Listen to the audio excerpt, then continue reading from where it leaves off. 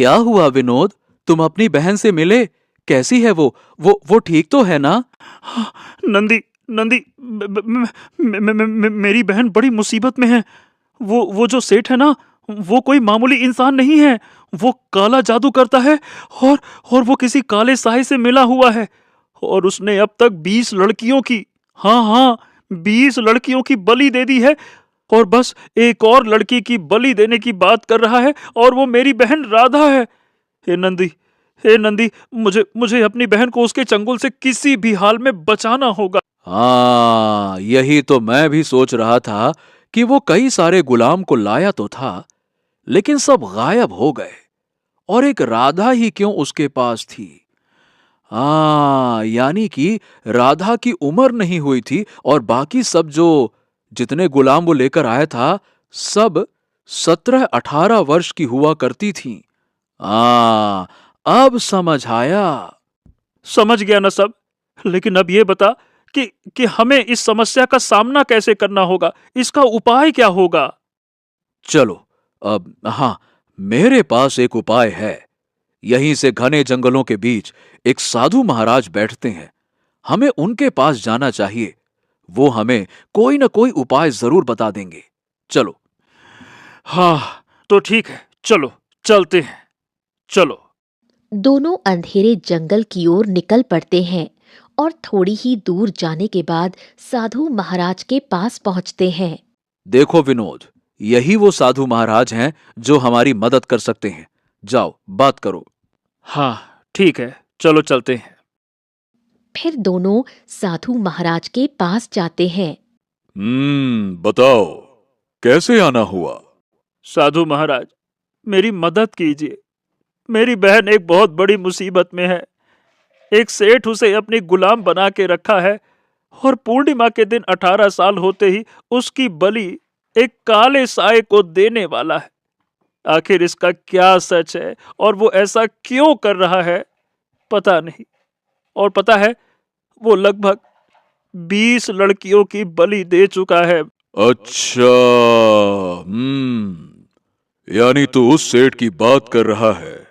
वो तेरी बहन की बलि देकर सर्वशक्तिशाली बनना चाहता है। उसने तुम्हारी बहन की बलि देने के लिए पूरे 9 वर्षों तक उसे अपने यहां नौकरों की तरह काम करवाया है, क्योंकि उसने जितनी भी बलि दी है वो सब एक मामूली बलि थी। और तुम्हारी बहन की बलि देते ही वो सर्वशक्तिशाली हो जाएगा, क्योंकि तुम्हारी बहन का जन्म एक ऐसे नक्षत्र में हुआ है जिसमें जन्मी हुई कन्या बहुत ही शक्तिशाली होती है। और हां, इसका गुण परवल होता है। इसी वजह से वो तुम्हारी बहन की बलि देना चाहता है। हाँ, मतलब वो तो ठीक है, लेकिन आखिर वो काला साया क्या है जो इतनी सारी लड़कियों की बलि ले चुका है? वो क्या चाहता है? वो काला साया, वो कोई और नहीं बल्कि एक अघोरी की आत्मा है। वो 21 कन्या की बलि पूरी होते ही वो उस सेठ के शरीर में समा जाएगा, और फिर उसको एक नया शरीर प्राप्त होगा, और उससे वो सर्वशक्तिशाली होकर फिर से अपना प्रकोप इस पूरी दुनिया पर फैलाएगा। लेकिन हां, इसे केवल और केवल तुम रोक सकते हो। क्या? क्या? मैं? मैं तो एक मामूली सा लड़का हूं।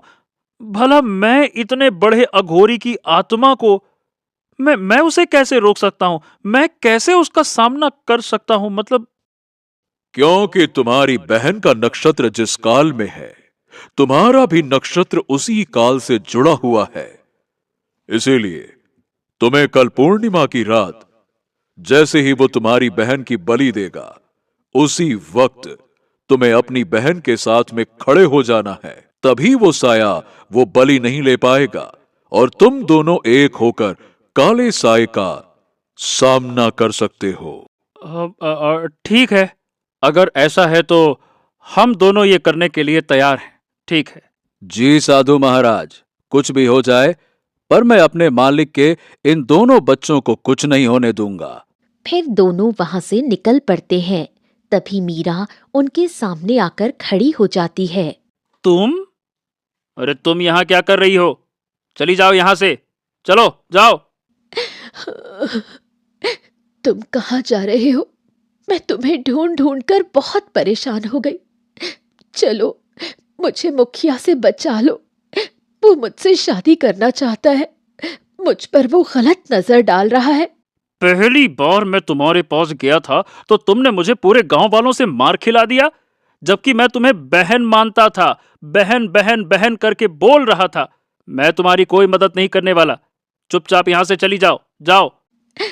ऐसा मत करो। भगवान के लिए तुम इतने पत्थर दिल मत बनो। अगर मेरी जगह तुम्हारी बहन होती तो क्या तुम उसे इस तरह मुसीबत में छोड़ देते? भगवान के लिए मेरी मदद करो। विनोद विनोद, ये ठीक कह रही है। जिस तरह तुम्हारी बहन की जान और इज्जत जरूरी है, उसी तरह से हर लड़की की इज्जत और जान जरूरी है। देखो, मुखिया को सबक सिखाना होगा। मैं भी इतने वर्षों से इसी पल का इंतजार कर रहा था कि कब तुम और मैं मुखिया से बदला लेंगे। अरे लेकिन हमें तो पहले अपनी बहन को बचाना है ना। हाँ, ठीक है, चलो चलो आओ चलते हैं। फिर विनोद, नंदी और मीरा तीनों वहां से निकल पड़ते हैं और चलते चलते मुखिया के घर पहुंचते हैं।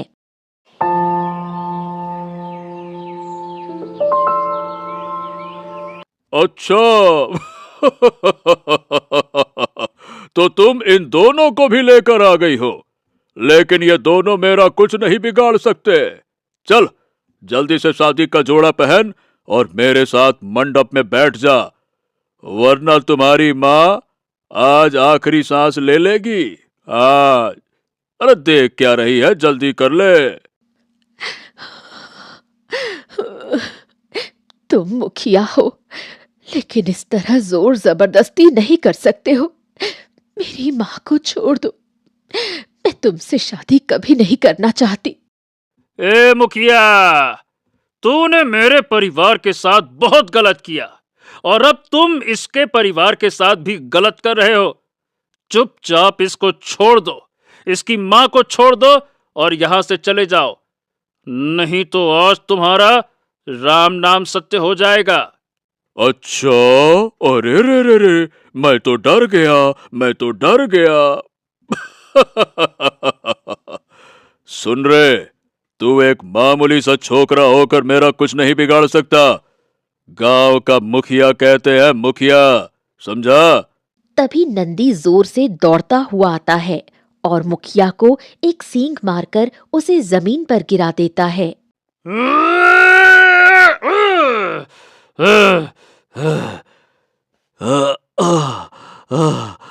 तुम्हारी वजह से मेरे मालिक और मालकिन पर चोरी का इल्जाम लगा था और तुमने पूरे गांव वालों के सामने उनको बेइज्जत किया था और राधा को भी तुमने बेच दिया, गुलाम बाजार में बेच दिया तुमने।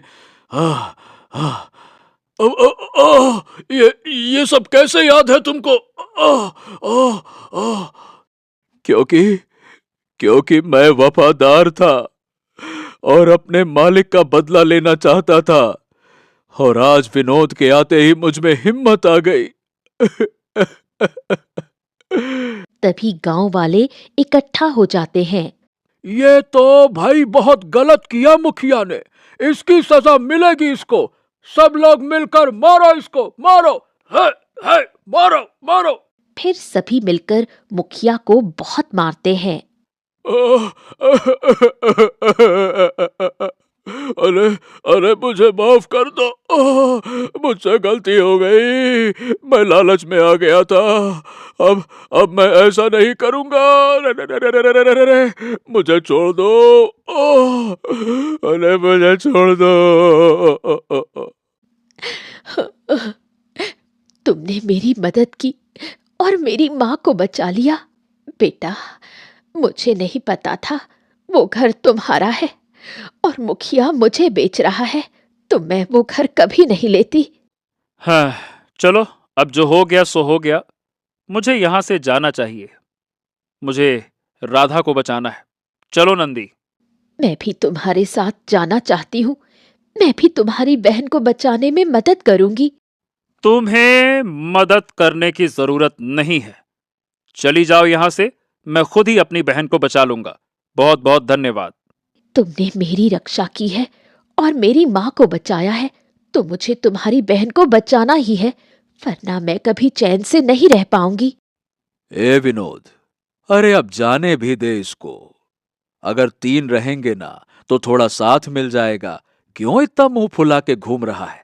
अब मान भी जा। फिर तीनों वहां से निकल पड़ते हैं और सेठ के घर के पास पहुंचते हैं। देखो, अब कुछ ही देर में चांद पूरी तरह से आसमान में उगने वाला है और जल्दी से मुझे अपनी बहन के पास जाना होगा। और हाँ, नंदी, तुम काले साए पर ध्यान रखना कि वो कब आ रहा है। और मीरा, तुम जाकर सेठ को एक कमरे में बंद कर देना और ध्यान रहे कि सेठ कमरे से बाहर ना आ सके। ठीक है? ठीक है, मैं ऐसा ही करूंगी। फिर तीनों चोरी चुपके घर में घुसते हैं। वो सेठ किस कमरे में हो सकता है, जल्दी से देखते हैं। फिर मीरा आगे जाती है। तभी वो सेठ के कमरे में देखती है कि वो सो रहा है। सुनो विनोद, ये जो काला साया है ना, ये किसी भी वक्त कमरे में प्रवेश कर सकता है। तुम फटाफट भागकर अपनी बहन के पास जाओ। जाओ। फिर विनोद भागकर रसोई में जाता है, जहां राधा सोई हुई थी। हे राधा, राधा, उठो उठो उठो, जल्दी करो। अरे अरे, उठो राधा, उठो उठो उठो उठो। क्या हुआ भैया? आप आप इस वक्त यहाँ? चले जाइए यहाँ से। सेठ ने देख लिया तो पता नहीं क्या करेगा। काला साया आ रहा है तुम्हारी बलि लेने के लिए और मैं तुम्हें कुछ नहीं होने दूंगा। चलो मेरे साथ। क्या? काला साया? फिर विनोद राधा का हाथ पकड़कर जाने लगता है। तभी काला साया उनके सामने आ जाता है।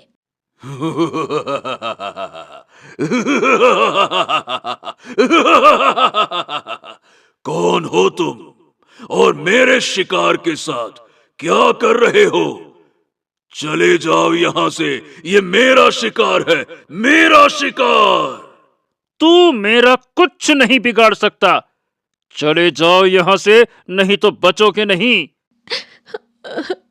भैया, ये कौन है? ये तो कोई भूत लग रहा है। भैया, मुझे बचा लो। मुझे बहुत डर लग रहा है। अरे डर मत राधा, मैं तुम्हें कुछ नहीं होने दूंगा।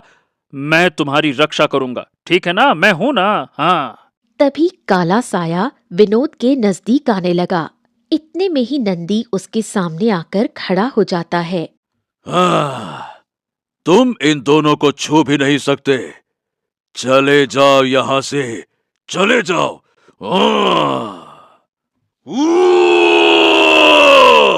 तू तू एक बैल होकर मेरा कुछ नहीं बिगाड़ सकता। मैं तुझे कच्चा चबा जाऊंगा।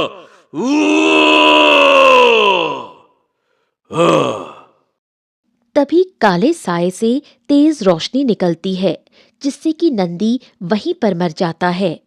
हाँ, नंदी, नहीं नहीं नहीं नहीं नहीं, नंदी नंदी, मेरे नंदी उठो, तुम्हें कुछ नहीं होगा। नंदी उठ जाओ नंदी। ये अब कभी नहीं उठेगा। मैंने इसे मार दिया। ये खुद को समझता क्या था कि एक बैल होकर मेरा मुकाबला करेगा। मेरा मेरा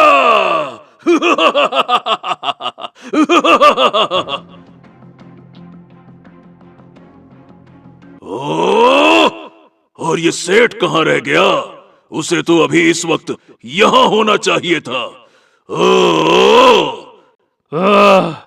वो कभी तुम्हारे सामने नहीं आएगा, कभी नहीं आएगा, कभी नहीं। रुक जा, अब मैं पहले तेरी बलि लूंगा, फिर तेरे बहन की बलि।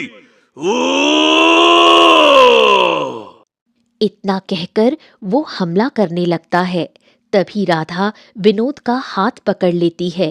इतने में ही तेज रोशनी उसके हाथों से निकलती है और काला साया जलने लगता है। ये कैसे हो सकता है? ये तुम्हारे हाथों से ये रोशनी कैसे निकल रही है? नहीं नहीं नहीं नहीं, ये नहीं हो सकता। छोड़ो छोड़ो छोड़ो मुझे। ये रोशनी कैसे निकल रही है? हाँ, लगता है साधु महाराज ने इसी के लिए कहा था कि हम दोनों बहन भाई का प्यार एक होते ही इसका अंत होगा, यानी हम दोनों का प्यार ही इसका अंत है। भैया, ये तो मर गया। मुझे तो यकीन ही नहीं हो रहा कि हमारी शक्ति से ये मर गया। इतने में मीरा सेठ को लेकर आ जाती है। अरे अरे, तुम दोनों ने मुझे आखिरकार आजाद कर दिया। वो काला साया, वो मुझे कई वर्षों से अपने इशारों पर नचा रहा था। आज उसके जाते ही मुझे सब कुछ याद आ गया। पता है, मैं एक दिन तालाब के किनारे जा रहा था। उसी वक्त अघोरी का काला साया आया। उसने मुझे घेर लिया और तब से मैं उसके इशारे पर सभी लड़कियों की बलि देता जा रहा था। मुझे तो अपने आप पर शर्मिंदगी हो रही है। देखो देखो, मुझे माफ कर दो। मुझसे गलती हो गई, अनजाने में गलती हो गई। मुझे माफ कर दो। अच्छा, ठीक है, कोई बात नहीं। आपने ये सब कुछ जानबूझकर नहीं किया। ये सब उस काले साए ने आपसे करवाया है। ठीक है, कोई बात नहीं। इतना कहकर विनोद नंदी के पास बैठकर फूट फूट कर रोने लगा। बस बस बस बस, शांत हो जाओ। अब रोने से कोई वापस नहीं आएगा। चलो, इसका अंतिम संस्कार कर देते हैं। चलो। फिर सभी ने मिलकर जैसे तैसे एक पेड़ के नीचे गड्ढा खोदा, नंदी को दफन कर दिया। मैं तुमसे वादा करता हूँ नंदी, तुमने मेरी बहन का इतने समय तक साथ दिया, उसकी रक्षा की। मैं अपनी बहन को कभी भी कोई तकलीफ नहीं होने दूंगा और इसे एक अच्छी जिंदगी दूंगा। हाँ, वादा है मेरा तुमसे, वादा। हाँ, देखो, तुम्हारी बहन ने इतने वर्षों तक मेरे घर की सेवा की है, इसीलिए मैं तुम्हें धन देता हूँ जिससे तुम अपनी बहन के साथ एक अच्छी जिंदगी बिता सको। इतना कहकर सेठ उसे थोड़ा धन देता है, जिसे लेकर विनोद अपनी बहन के साथ अपने गांव लौट जाता है। विनोद, तुम मुझसे शादी कर लो, मुझे तुमसे प्रेम हो गया है। क्या? देखो, मैं तुमसे शादी कभी नहीं कर सकता। भैया, मीरा बहुत अच्छी लड़की है, आप इससे शादी कर लो ना। इसने हमारी मदद की है और देखो ये कितनी सुंदर है। आप दोनों की जोड़ी अच्छी जमेगी। देखो, अब तो तुम्हारी बहन ने भी हाँ कर दी है। अब तो मुझसे शादी कर लो। अब चलो ठीक है, हम दोनों बहुत ही जल्द शादी कर लेंगे। बस अब खुश? ठीक है। कुछ ही दिनों बाद विनोद मीरा से शादी कर लेता है और अपनी बहन राधा के साथ खुशी खुशी जीवन यापन करने लगता है।